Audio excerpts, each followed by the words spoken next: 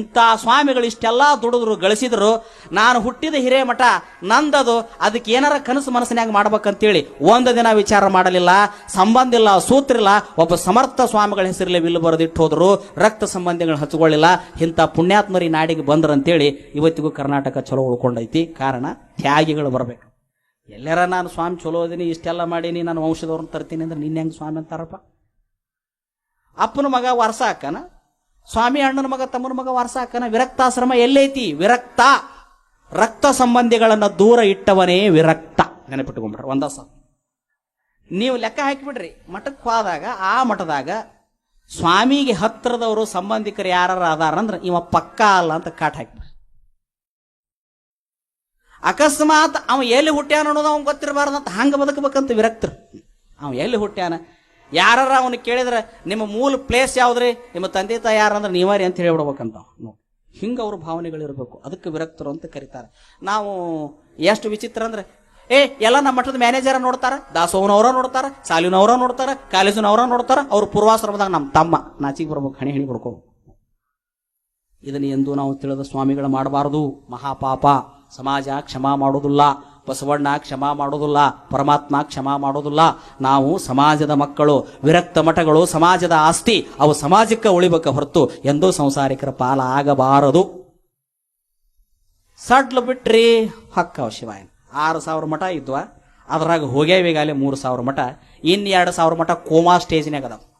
ಅಂದ್ರೆ ಇವತ್ತು ಸಾಯ್ತಾವ, ನಾಳೆ ಸಾಯ್ತಾವ. ಇನ್ನು ಉಳಿದುವ 1,000 ಉಳ್ದಾವ, ಮತ್ತು ಅವು ಗಪಿತ ಗಯ ಆಗಿಬಿಟ್ರೆ ಮುಗ್ದ ಹೋಗಿಬಿಡ್ತತಿ ಪರಿಸ್ಥಿತಿ. ಸ್ವಾಮಿಗಳೇ, ಚಲೋ ಮಕ್ಕಳನ್ನ ಇಂಜಿನಿಯರ್ನ ಡಾಕ್ಟರ್ನ ಮಾಡ್ತೀರಿ, ದಡ್ಡ ಮಕ್ಕಳನ್ನ ಮಠಕ್ಕೆ ಸ್ವಾಮಿ ಮಾಡಿದ್ರೆ ಏನಾದಿತ್ತು ಪರಿಸ್ಥಿತಿ ವಿಚಾರ ಮಾಡ್ರಿ. ಅದಕ್ಕೆ ದಡ್ಡ ಮಕ್ಕಳನ್ನು ಸ್ವಾಮಿ ಮಾಡಬೇಡ್ರಿ.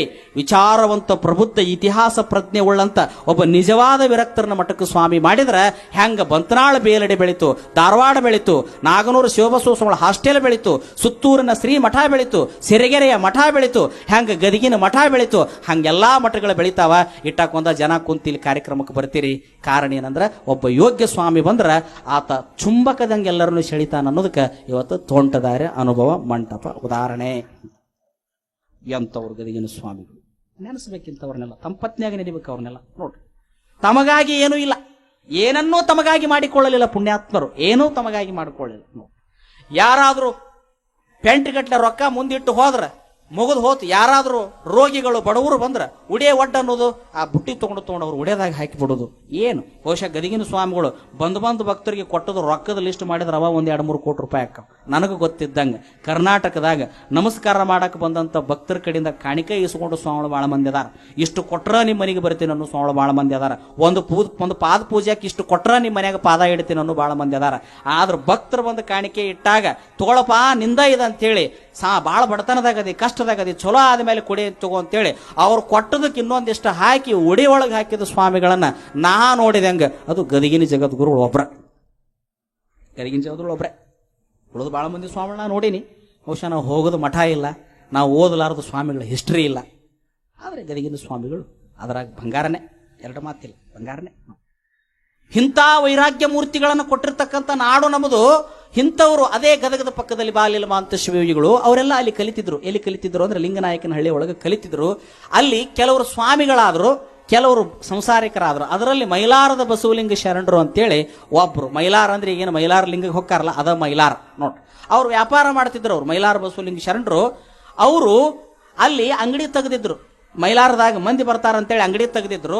ಅಂಗಡಿ ತೆಗೆದ್ರೆ ಯಾರಾದ್ರೂ ಅವ್ರ ಅಂಗಡಿಗೆ ಕಾಯಿ ಕರ್ಪೂರ ತಗೊಳಕ್ ಬಂದ್ರ ಅಲ್ಲೇ ಕುಂತ ಅವರಿಗೆ ಧರ್ಮದ ಬೋಧನೆ ಮಾಡಿ ಅವ್ರ ಮನಸ್ಸು ಪರಿವರ್ತನೆ ಮಾಡಿಬಿಡ್ತಿದ್ರು. ₹1 ಅವರಿಗೆ ಆತಿಲ್ಲ ಲಾಭ ಕದ ಹಾಕಿಬಿಡ್ತಿದ್ರು. ಯಾಕ? ಇನ್ನೊಂದು ಲಾಭ ಮಗ್ಗಲ ಅಂಗಡಿಗೆ ಆಗಲಿ ಅಂತೇಳಿ. ಎಂಥ ಕಾಯಕ ಗುಣ ನೋಡ್ರಿ. ಇನ್ನೊಂದು ಲಾಭ ಮಕ್ಕಳ ಅಂಗಡಿಗೆ ಆಗಲಿ. ಎಷ್ಟೋ ಮಂದಿ ಇಲ್ರಿ ನಾವು ಮೈಲಾರ ಬಸವಲಿಂಗಪ್ಪನವ್ರ ಇದ್ರಾಗ ತಗೊಂತೀವಿ, ನಾವು ಮೈಲಾರ ಬಸವಲಿಂಗ ಶರಣರ ಅಂಗಡಿಯಾಗನ ನಾವು ಸಾಮಾನು ತಗೊಂತೀವಿ ಅಂದ್ರೆ ಅವ್ರನ್ನ ಹುಡುಕ್ಯಾಡ್ಕೊಂಡು ಹೋಗಿದ್ರಂತ ಅವ್ರ ಮನೆಗೆ.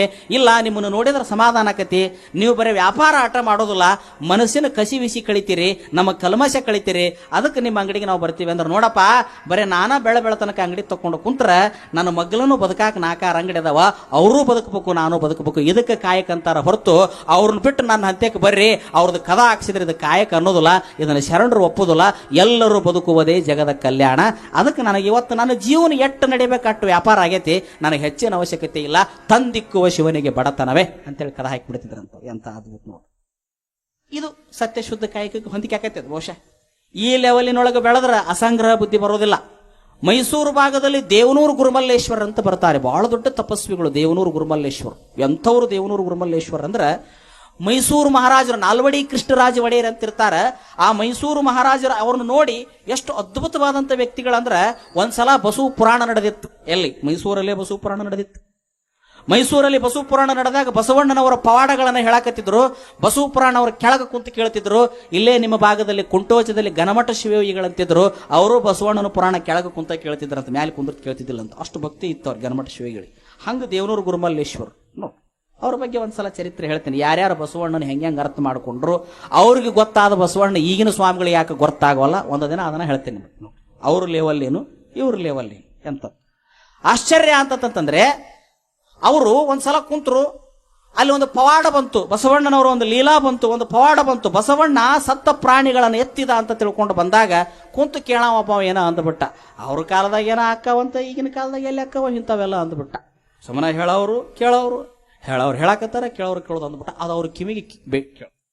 ಪಾದೋದಕದಿಂದ ಹಂಗಾಕತಿ, ವಿಭತ್ತಿಯಿಂದ ಹಿಂದಾಕತಿ, ಪ್ರಸಾದಿಂದ ಹಿಂಗಾಕತಿ, ಹೇಳ್ಕೊಂತ ಹೊಂಟಾರ, ನಾವು ಕೇಳ್ಕೊಂತ ಹೊಂಟಿವಿ ಅಂತ ಕೇಳೋವಂಗ ಅಂದ. ಅದು ಆ ಗುರುಮಲ್ಲೇಶ್ವರ ಕಿವಿಗೆ ಬಿತ್ತು. ದಡ ದಡ ದಡ ದಡ ಮ್ಯಾಗ ಎದ್ದು ಬಂದರು. ಕಾಯಿ ಒಡೆದ ಮೇಲೆ ಕೊಬ್ಬರಿ ಸುಲ್ಯಾಕ ಚಾಕು ಅಂತ ಇಟ್ಟಿರ್ತಾರಲ್ಲ, ಆ ಚಾಕು ತಗೊಂಡು ತಮ್ಮ ಹೊಟ್ಟಿಗೆ ಹಾಕೊಂಡು ಕಳ್ಳು ಹೊರಗೆ ತೊಗೊಂಡ್ಬಿಟ್ಟು ಅನ್ನೋದು ಕಥೆನೇ. ಕಳ್ಳ ಹೊರಗೆ ತಗೊಂಡ್ರು. ಎಲ್ಲರೂ ಬರ್ತಾರ, ರಗತ್ ಹರ್ಯಾಕತ್ತು. ಏನು ತಪ್ಪು ಮಾಡ್ಕೊಂಡ್ರಿ, ಎಂತ ಘಾತ ಮಾಡ್ಕೊಂಡ್ರಿ ಅಂದ್ರೆ, ಯಾರೋ ಬರಬೇಡ್ರಿ, ಯಾವ ಬಸವಣ್ಣನ ಚರಿತ್ರೆಯೊಳಗಿನ ಲೀಲಾ ಪವಾಡ ಸುಳ್ಳಂದಾರ ಅದನ್ನು ನಾನು ಸಿದ್ಧ ಮಾಡಿ ತೋರಿಸ್ತೇನೆ ಅಂತೇಳಿ ಒಂದೀಟು ಔಷಧ ತಗೊಳ್ಳಿಲ್ಲ. ಪ್ರತಿ ದಿವಸ ಪಾದೋದಕವನ್ನು ತಗೊಂಡು ವಿಭೂತಿಯನ್ನು ಹಚ್ಕೊಂಡು ಅವಾಗ ಅವ್ರ ಗಾಯ ಮಾಸ್ಕೊಂಡ್ರಂತ. ಹಿಂದಗಡೆ ತಪ್ಪು ಮಾತಾಡಿದ ಅವ ಕ್ಷಮಾ ಕೇಳಿದಂತ ಅಂತೇಳಿ ಅವ್ರ ಚರಿತ್ರೆಯಲ್ಲಿ ಬರ್ತೈತಿ. ನಡೆದ ಕಥೆನೇ. ಇವ್ರ ಚರಿತ್ರೆ ಗೊತ್ತಾಗಿ ಮೈಸೂರು ಮಹಾರಾಜರು ಅವರನ್ನು ಬಹಳ ಪ್ರೇಮ ಮಾಡಿದ್ರು. ಎಂಥವ್ರು ಗುರುಮಲ್ಲೇಶ್ವರ ಅಂತೇಳಿ. ಒಂದ್ಸಲ ಗುರುಮಲ್ಲೇಶ್ವರನ ಆಶ್ರಮಕ್ಕೆ ತಮ್ಮ ಮನೆಗೆ ಅರಮನೆಗೆ ಕರೆದು ಅವ್ರ ಪಾದ ಪೂಜೆ ಮಾಡಿ ಅವ್ರಿಗೆ ಮರದಾಗ ಬಂಗಾರ ಕೊಡಾಕ ಬರ್ತಾರ. ಮರದಾಗ ಹಿಂಗೆ ಅವ್ರಂತಾರ, ಇದು ನಿಂದನು ಅಂತ ಕೇಳ್ತಾರ ಅವ್ರು ಗುರುಮಲ್ಲೇಶ್ವರ. ಪ್ರಭುಗಳೇ ನಂದೇ ಐತಿ. ಇಲ್ಲ, ನಾ ಹೇಳ್ತೀನಿ, ಇದು ನೀ ದುಡಿದಿದ್ದೇನೋ ಅಂತ ಕೇಳ್ತಾರ. ಇಲ್ಲ ಪ್ರಭುಗಳೇ, ನಾ ಎಲ್ಲಿ ದುಡಿಬೇಕು, ಪ್ರಜೆಗಳ ಕಂದಾಯ ಕಟ್ಟ್ಯಾರ, ನನ್ನ ಹಿಂದಿದ್ದ ರಾಜ ಮಹಾರಾಜರಿಗೆ ಗಳಿಸಿಟ್ಟಾರ, ಹಂಗಾರ ನನಗೆ ನಿಂದು ಕೊಡು ಅಂತ ಹೇಳ್ತಾರ ಅವ್ರು ದಾಸೋಹಕ್ಕೆ. ನಿಂದು ಕೊಟ್ಟಾಗ ನಾ ತಗೊಂತೇನೆ ಅಂತೇಳಿ ಆ ಬಂಗಾರ ತಗೊಳ್ಳೋದಲ್ಲ ಸರಿಸಿ ಬರ್ತಾರ. ಅವನಿಗೊಂದು ಚಿಂತೆ ಐತೆ ರಾಜನಿಗೆ, ದೇವನೂರು ಗುರುಮಲ್ಲೇಶ್ವರ ಅಂತ ಪುಣ್ಯಾತ್ಮರು ಇದ್ದಾಗ ಅಂತ ಪುಣ್ಯಾತ್ಮರಿಗೆ ನಾನು ಒಂದು ದುಡ್ಡು ಕೊಡಲಿಲ್ಲ ಅಂದ್ರೆ ನನ್ನ ಜನ್ಮ ವ್ಯರ್ಥ ಆಕೈತೆ ಅಂತ ಹೇಳಿ ಒಂದು ಸಲ ಮಹಾರಾಜ ಮಾರು ವೇಷದಲ್ಲಿ ಮೈಸೂರು ಬಿಟ್ಟು 20 ಮೈಲು ದೂರ ಹೋಗಿ ಒಂದು ಹಳ್ಳ್ಯಾಗ ಮಾರು ವೇಷದಾಗ ಈ ಕುಂಬಾರ ತಿದಿ ಜಗತ್ ಕಬ್ಬಣ ಬಡಿತಿರ್ತಾರಲ್ಲ ಅವ್ರಂತೆ ಕೊಕ್ಕಾನ, ನನಗೊಂದು ಕಾಯ್ಕ ಕೊಡೋ, ಇವತ್ತು ಕಾಯ್ಕ ಮಾಡ್ತೀನಿ. ನೀ ಏನು ಕಾಯ್ಕ ಮಾಡ್ತಿದ್ದಿ, ನೀ ಏನು ಕೊಡ್ತಿ ಅದನ್ನ ಮಾಡ್ತೇನೆ ಅಂತ ಹೇಳ್ತಾನ. ಹಂಗಾರ ಇದನ್ನ ತಿದಿ ಜಗ್ಗು, ಕಬ್ಬಣ ಕಾಸು, ಸುತ್ತಿಗೆ ತಗೋ, ಕುಡಕ್ ಹೊಡಿ, ಕುರ್ಚಿಗೆ ಹೊಡಿ ಅಂತ ತಿಳ್ಕೊಂಡು ಹೇಳ್ತಾರೆ. ನಾಲ್ವಡಿ ಕೃಷ್ಣರಾಜರ ಕಾಲದಲ್ಲಿ ಆದ ಕತೆ ಇದು, ಗೆಜೆಟ್ಟಿನಾಗ ಐತಿ, ತೆಗೆದು ನೋಡಿರ್ಬೇಕಾರೆ. ಎಂತ ಅದ್ಭುತ ಆಯ್ತು ಅಂತೇಳಿ ಎಂದೂ ಕೈಯಾಗ ಕಬ್ಬಣ ಹಿಡಿಯಲಾರದ ಜನ್ಮದು, ಸುಖದು ಸುಪ್ಪತ್ತಿ ಮೇಲೆ ಮೆರೆದ ಜನ್ಮ. ಆ ಕೈಯಾಗ ಸುತ್ತಿಗೆ ಹಿಡದ ಕಬ್ಬಣಕ್ಕೆ ಹಣಿಸಿ ಚರ್ಮ ಸುಕ್ಕಗಟ್ಟಿ ಚರ್ಮ ಹೊಡಿತೈತಿ. ತದ್ದೇಳ್ತಾವ, ಕೈ ತುಂಬ ತದ್ದೇಳ್ತಾವ. ಹೊತ್ತಮಣ ತನಕ ದುಡ್ದ ಮೇಲೆ ಒಂದು ದುಡ್ಡು ಕೊಡ್ತಾನವ. ಅದನ್ನು ತಗೊಂಡು ಎಲ್ಲಿಗೆ ಬರ್ತಾರಂದ್ರೆ ದೇವನೂರಿಗೆ ಬರ್ತಾರ. ದೇವನೂರಿಗೆ ಬಂದು, ಅಜ್ಜವ್ರ ಇವತ್ತ ನಂದು ಒಂದಿಟ್ಟು ದಾಸೋ ನಿಮ್ಮ ಮಠದಾಗ ಸಲ್ಲಬೇಕು, ಇದನ್ನು ತಗೋರಿ ಅಂತ ಅವ್ರ ಕೈಯಾಗ ಕೊಟ್ಟಾಗ ಗುರುಮಲ್ಲೇಶ್ವರ ಕೇಳ್ತಾರ, ಇದು ನೀವೇ ದುಡಿದು ತಂದದ್ದ ಅಂತಾರ. ಕೈ ತೋರಿಸ್ತಾನೆ.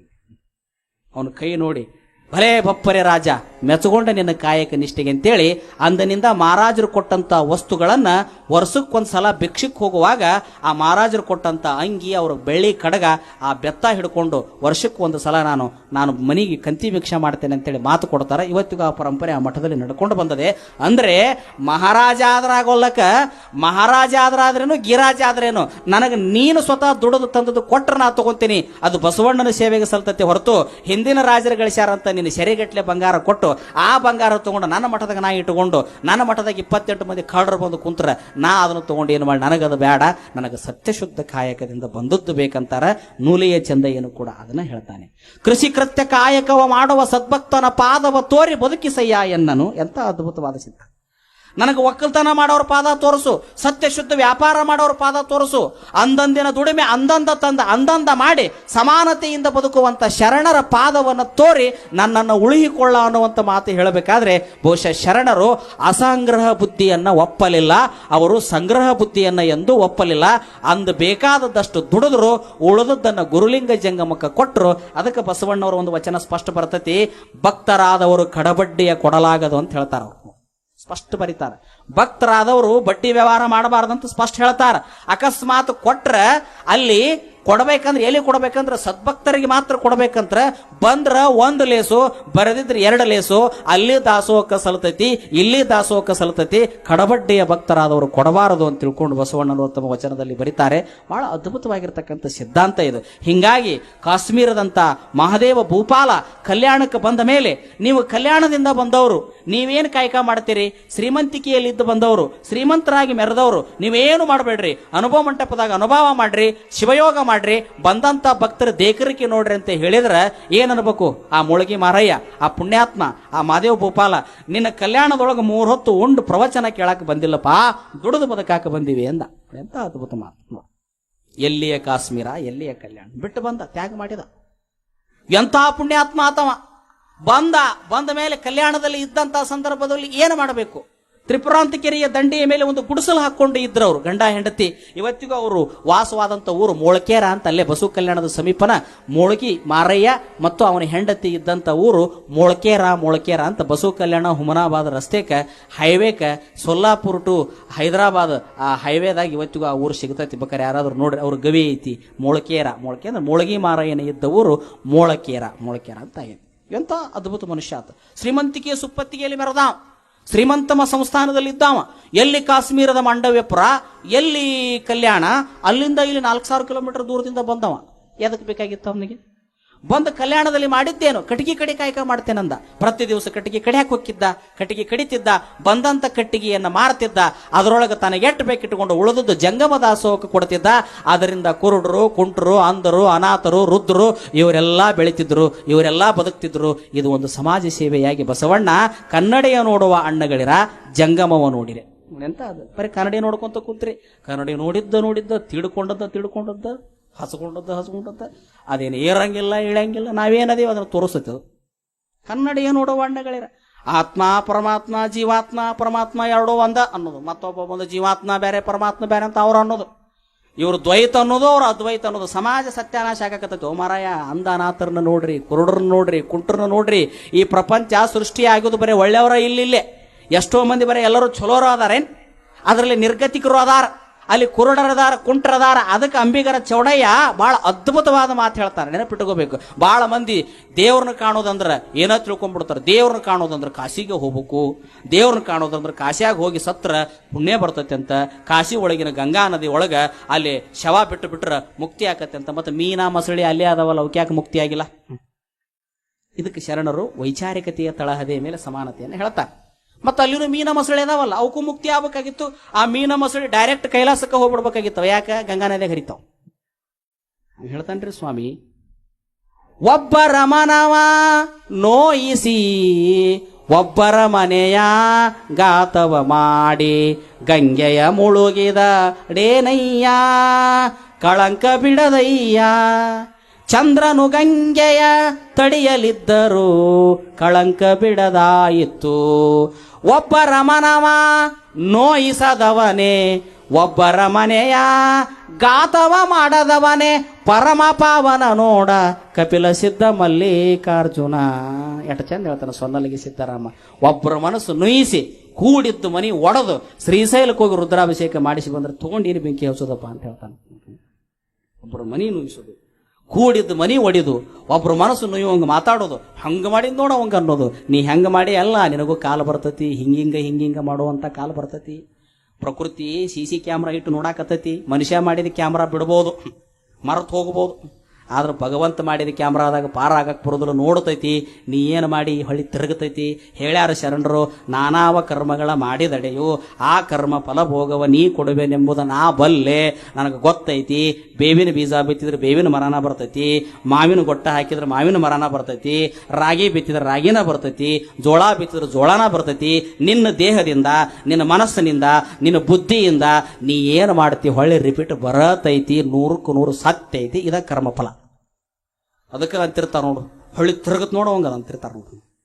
ಏನು ಮೆರೆದಿದ್ದ ಒಂದು ಕಾಲಕ್ಕೆ ನೆಲ ಹಿಡಿಲಾರ್ದಂಗೆ ಉರಿದಿದ್ದ ಮಗ ಹೊಳ್ಳಿ ತಿರುಗತ್ ನೋಡಿ.